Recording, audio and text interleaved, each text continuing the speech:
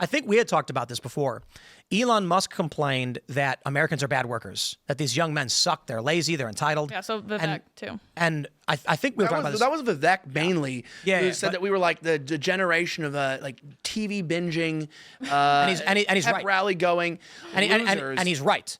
And my point was, so what? No. No, hold on. Maybe there's just no Hold on, I got to jobs finish the available. point. Go ahead. He is correct. Millennials are lazy, entitled losers. Not every single one. The point is, so what? If you don't hire them and start forcing them into the system, we will never recover. You don't, when you break your leg, you don't go, I'm not going to walk because my leg's broken. We have the worst legs. Someone should carry me. No, you go to physical therapy and start struggling to walk, and you get a cane and you get a cast, or you get a wheelchair, and then you start to rebuild your strength so you can walk again. We have a crummy generation. That's a fact. Gen Z and millennials are largely entitled and lazy. But if we don't force them into and start doing that physical therapy, that labor therapy to get them back into the mentality of meritocracy, we just collapse. No, but it's just based on this lie, though. Like, corporations aren't not hiring Gen Z men because they're lazy. They're not hiring them because they can pay Indians less and treat them worse. That coincides with It's not laziness. What?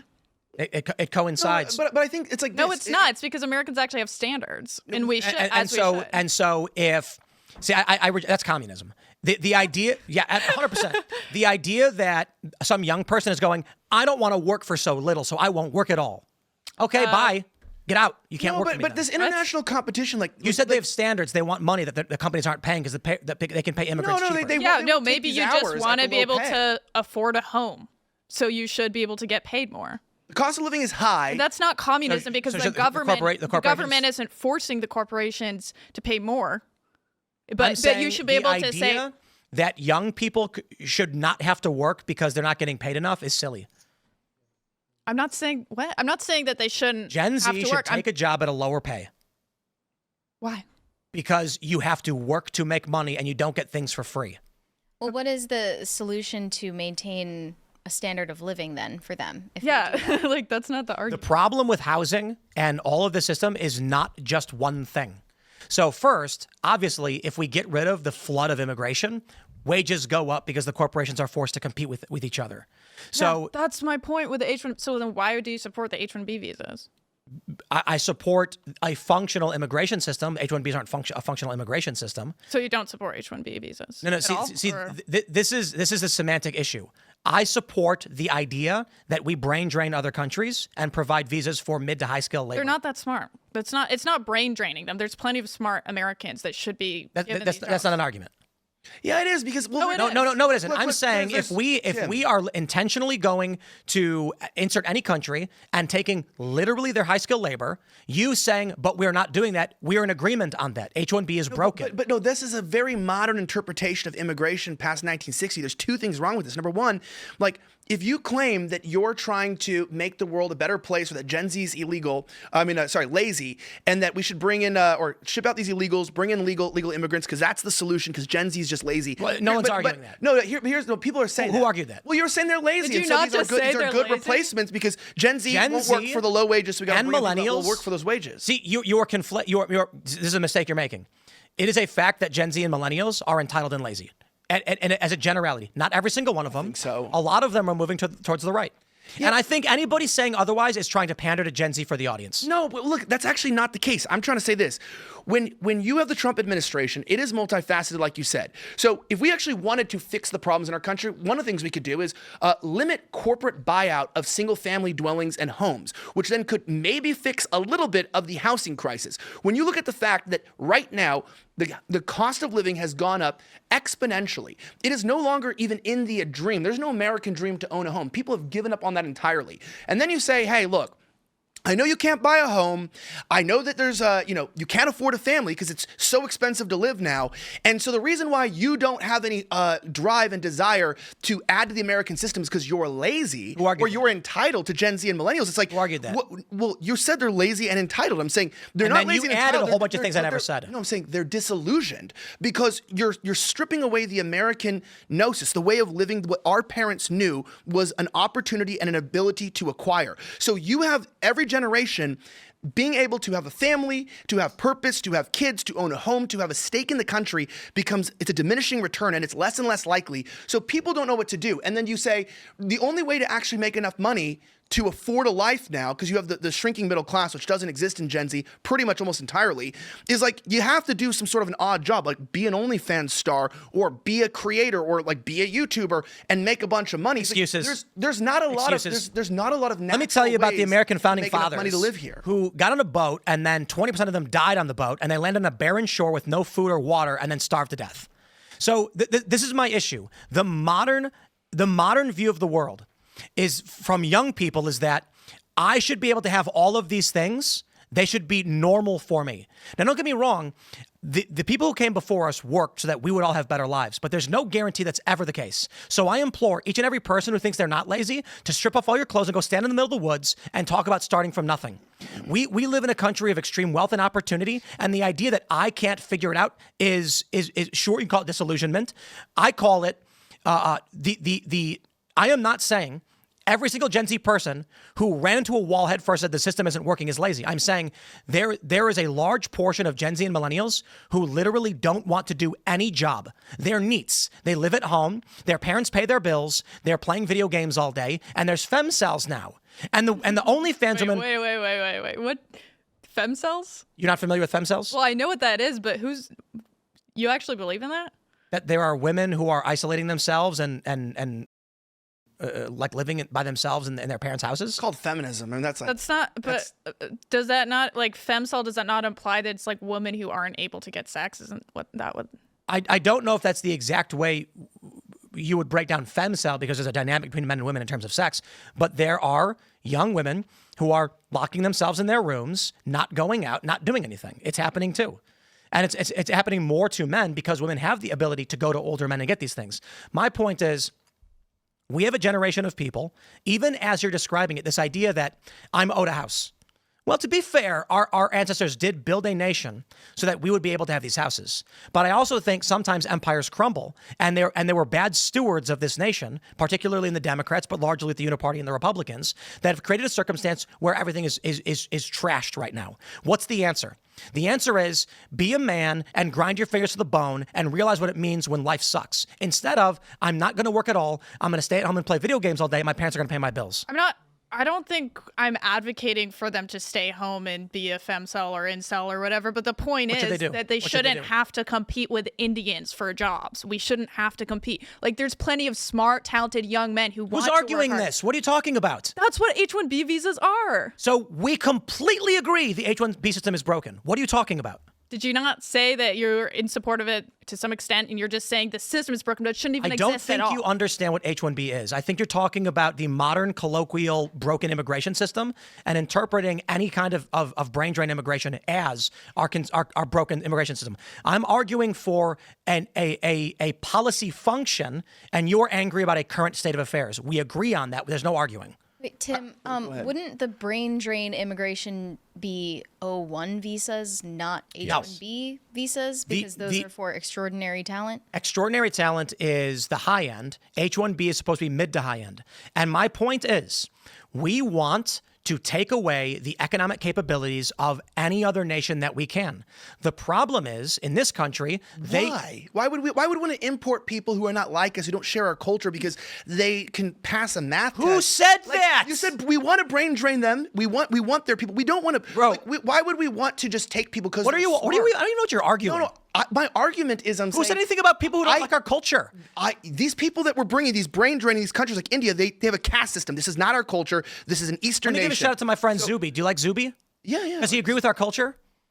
Well, isn't he British? He's Nigerian. Well, I mean, like, yes, He really ethnically doesn't Nigerian, like but American isn't he culture. like? He hates My American point is, Send him back. I am He's talking not American, about though, right? I don't think so. No. Okay. My point is, there are people from other countries who like America, who believe in the American dream and the American culture, and the point is, we don't want to import 20 million people.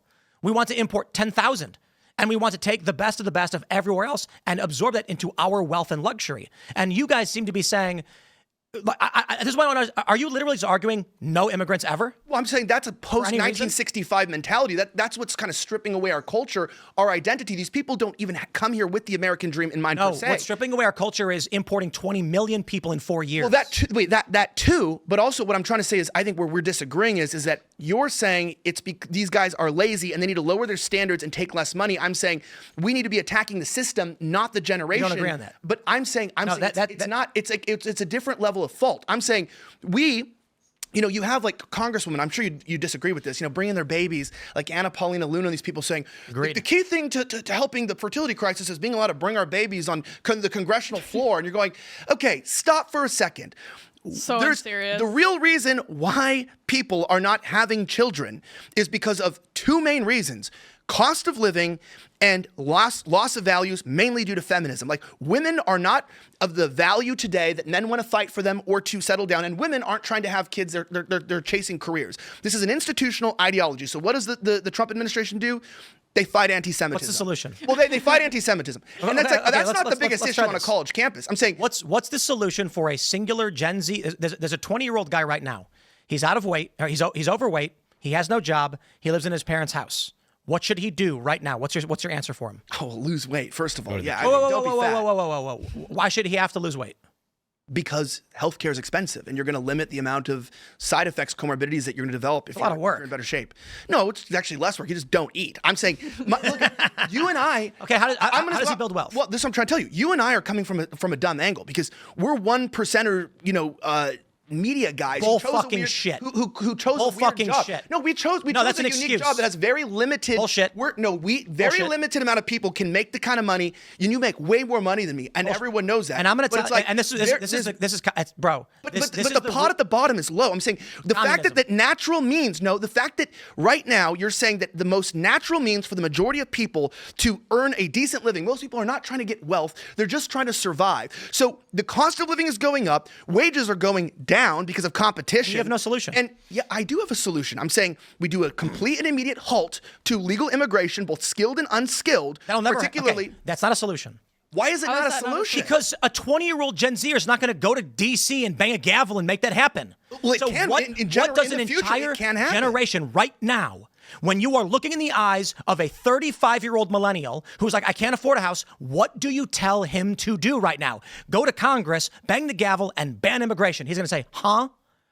There's a system at play that is broken. We agree on the macro scale. We have a problem with immigration, and there's too much low-skill immigration coming in this country. H-1B doesn't even make sense anymore. It's completely exploited. What do we do? Okay, first thing is, when you have young people like millennials, overwhelmingly socialist and communist, demanding the government pay their bills, which is largely other people pay their bills, and then you have Gen Z, which is increasingly falling into NEET, not in employment, education, or training, what is the actual functional solution right now for a person who wants to buy a house, get a family? It's going to be work harder than you've ever had to work. Work harder than your parents, work harder than your grandparents, and that's the answer. And I'll quote Andrew Tate. The rocket ship going to the moon doesn't stop halfway to take a break. It keeps going until it burns out and lands. I would say exit the system. This is so boomer coded. No, I would just say exit the system. No, but like so I'm gonna point out this excuse of Tim. It's not an excuse because I didn't make an excuse. I'm saying that, okay, you said I chose a career that makes a lot of money, bro. When my career was homelessness. So what did I do? I went out and so I had a job at an airline making $10 an hour. And when I couldn't afford to pay my rent and I couldn't afford to buy shoes and my car got repossessed, the little money I had, I bought a $200 guitar and I went and I busked in the subway of Chicago and I made $7 an hour doing that. Every day I'd put the money in my bank account and save it up. Eventually I started making $30 an hour. Then I figured out I could play in front of Wrigley Field. This is me partially homeless, sometimes sleeping in parks. And I get to hear every day from people who are like, you're so lucky. It's because you're lucky that you have, if only I had the money, I can do it too. When every story, not every story, but most stories is someone saying, let me put it this way. I choose to work 16 hours a day with hours on the weekend, and I got to pay taxes because I choose to work more than most people. Meanwhile, there are people who are like, I should only have to work 4 days a week. And that's largely the younger generation advocating for the 4-day work week. And largely, it is the younger generation that is socialist, not the boomers, not Gen X. It is millennials, and to a certain degree, slightly less than half of Gen Z. So you broke free from the system. You found an alternate job. My point is saying, like, yes, as a black kid, what could you make more money? Are you going to make more money as a software engineer or as an NBA player? Well, yeah, probably as an NBA player, but the amount of availability to pay people well to be in the NBA is low. So a country has to have what's called a middle class, or at least Western standards, we want to have a middle class. It's obviously not common. It hasn't been throughout all of history. But we built up this country with a middle class where we have an availability of a large swath of a job market in different industries where people could make money and have a good life. Nobody disagrees. That is shrinking. What's your argument? So you said, what is the solution? I am telling you, it's radical change. 2 things, literally preventing corporate buyout of single-family homes and putting a halt on immigration until we can figure out what's going on, which also means deporting the illegals. You're saying, is that possible? What I'm trying to tell people is maybe yes, maybe the Zionist, big government uniparty that runs our country isn't going to do that right now. So what did you do? You did what I did.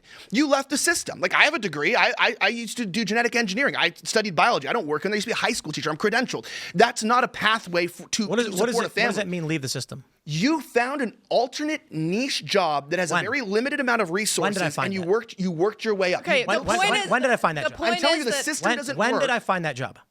You're working it right now. You built that for yourself. I doing? How did I make money before doing this?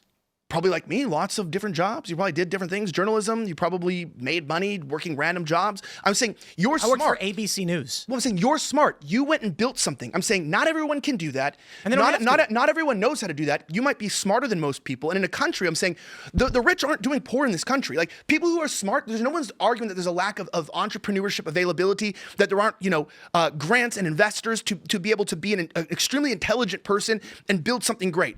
The reality is a lot of people aren't built that way. Most people aren't built that way. Most people are just followers, and they're and they shouldn't have to live in their parents' basement forever because they can't afford a home. So how do they get out of their parents' basement? Okay, but the point is, it doesn't. Ask a question. If every single Gen Z Zoomer decided to pull themselves up by their bootstraps tomorrow and grind super hard, it wouldn't matter because sounds like they wouldn't. Democrat stuff. No, it's like it wouldn't matter if every single one did that. They still wouldn't be able to buy a home and get a job because there's only a certain, that's only available to a select amount of people at this point. This is like Occupy Wall Street liberal rhetoric. No, this isn't, because my grandfather was a mechanic. This is exactly the argument from Occupy Wall Street. It's not. My grandfather was a mechanic. No, my grandfather was a mechanic for Boeing. Okay, he's not college educated. He owns multiple homes. He just died. Rest in peace. Multiple homes in Los Angeles. Now, I was doing some math and looking at the minimum wage at the time that he was working. Minimum wage would have to be $66 today to have the buying power that his wages had when he was working, when he was able to acquire the wealth. When you're saying, what do we do? I'm saying, yeah, that is a tough question, Tim. It is a tough question when I tell someone, no matter how hard you work in the system, if you're an average intelligence guy with a normal IQ, not only are there not a lot of jobs available in manufacturing and fields to actually pay you what you want, but these fields are going down.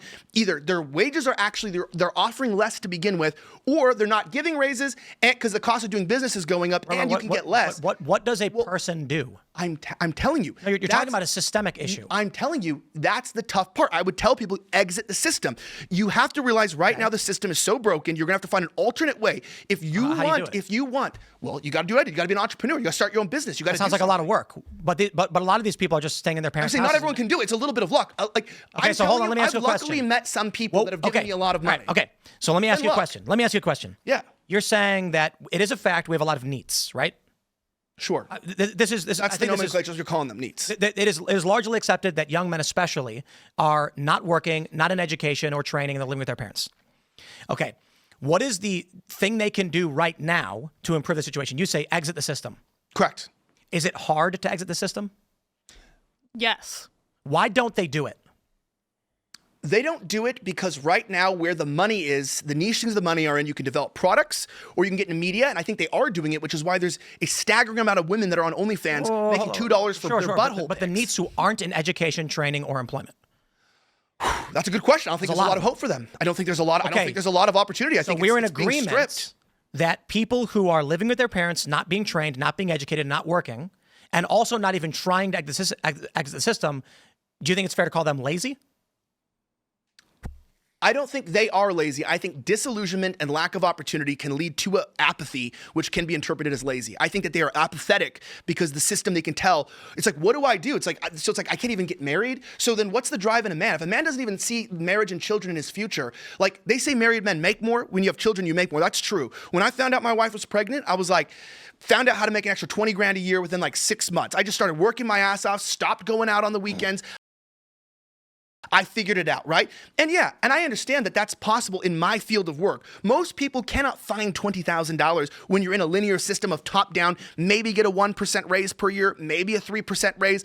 I am saying, yes, I am looking for the Trump administration to stop bringing women on saying, hey, the idea that we're going to fix things is to allow, more children to be at the workplace. It's like, how about we do something and give maternity leave, actually do some requirements for businesses that have a certain income to pay for women to stay home. How about we encourage, incentivize men, create a tax system where you get better tax rebates when you have multiple children? How about we do things in our government, like I said, where we limit corporations from bringing in these foreign workers that drive down wages? Totally. It's amazing. Yeah, I'm saying it's a systemic problem. Maybe the young people who are disillusioned might form a political bloc where in 10 or 20 years we can implement those changes. I think they will. Over 10 or 20 years. I think they will. For the time being, my point is there is a reality as to why I think people like Andrew Tate and for a while, but not anymore, Jordan Peterson was... Clean your room, bucko. Unfortunately. Exactly. What was Jordan Peterson telling young men to do? Find the heaviest thing you can and carry it. Literally saying, just work hard for no reason was one of the tenets of his 12 steps for life or whatever. And my point is, much like why Andrew Tate has built a large following, is because he's literally telling men to stop being lazy. He literally puts out videos all the time where he's like, if you are sitting down and if you are sitting down waiting for something to happen, you're a loser. And he insults guys. He says, you're a loser. We don't want anything to do with you. But if you're a guy who wants to succeed, make a difference, and be somebody, and be the king, and be on the top, get off your ass right now. I agree. Listen, I'm going to say this, though, so I'm not going to disagree with you. I said there needs to be more content, positive content, especially telling young white men or just straight men or young men in general that, like, you can thrive. Even if things are anti-white, I put out a tweet that went really viral where I said there is a portion of particularly young white guys who are rightfully angry. You see this anti-white ideology. Maybe they're not white, but you see this real anti-American, anti-male sentiment. Everything's misogynistic, chauvinist. Real masculinity is toxic, right, what they say. And I go, look, listen, I'm a kid. I grew up in poverty. We were on food stamps. I'm from Los Angeles. I sound like I was drinking the atrazine, my entire life, right? This is what happens in LA. It's true. So I'm a frog, right? And Alex is correct. There is a warfare on our bodies. But I'll give you real advice. I'm gonna tell people this. You know what I did? You know what you should do? If you have the money, go get a blood sample. Go check your testosterone and your free testosterone. Get a real number on why maybe you're not just maybe you don't have erectile dysfunction at 19. Maybe it's not just because you look at porn. Maybe you don't have a lack of drive. Maybe the food you've been eating, the chemicals in our water, in our system have lowered your testosterone and you don't have drive. Go work on your testosterone. I tell people supplement and change your lifestyle. Start with 20 push-ups today. And I go, I bought into the lie for a little bit. I was in the system. I told people, I worked in science. There was a lot of racial discrimination. There was a lot of hatred. This is during Trump's first era that they didn't want Trump supporters working in LA in any of the jobs. I get it. I found a way out. I am saying that, yeah, that is really tough. And it sucks to tell men the really only way to be a king and to get out is to do something grandiose, which is kind of sad about Tate. It's like, well, how did Tate make his money?